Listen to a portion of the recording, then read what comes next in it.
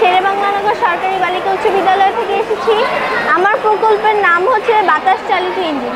আমরা সাধারণত দেখি একটি বায়ু সংক্রান্ত মোটর গিয়ার ইঞ্জিন, যা হলো এক ধরনের ইঞ্জিন মোটর বা সংকুচিত প্রসারিত করে এটি হচ্ছে আমাদের যান্ত্রিক কাজ তৈরি করে।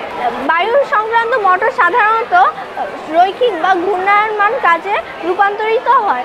এখন আপনি জিজ্ঞেস করতে পারেন যে আমাদের হচ্ছে এটির প্রতিকারটা কি? আমাদের এটির প্রতিকারটা হচ্ছে যে আমাদের তেল, পেট্রোল, ডিজেল ইত্যাদি থাকার কারণে আমাদের প্রতিনিয়তই পরিবেশটা অনেক বাজেভাবে দূষিত হচ্ছে, যার কারণে আমরা হচ্ছে অনেক রোগে আক্রান্ত থাকি।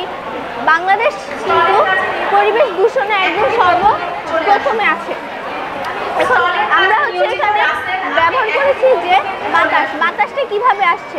আমরা যখন এটি বাস্তবায়ন করব তখন কিন্তু আমরা একটি পাম্পারের সাহায্যে গাড়ি অথবা ট্রাকের ইঞ্জিন পার্টে একটি সিলিন্ডার থাকবে। সিলিন্ডারটা ছোট থাকবে, কিন্তু আমরা হচ্ছে সিলিন্ডারের ভিতরে অনেক জায়গা থাকবে, যেটা কিনা আমাদের পাম্পারের সাহায্যে পাম্প ভরতে সাহায্য করবে।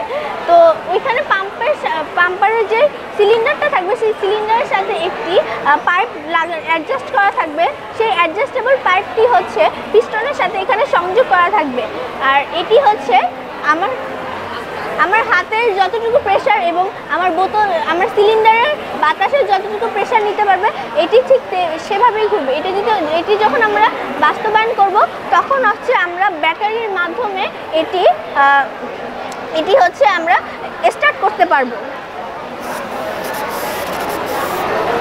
ধন্যবাদ।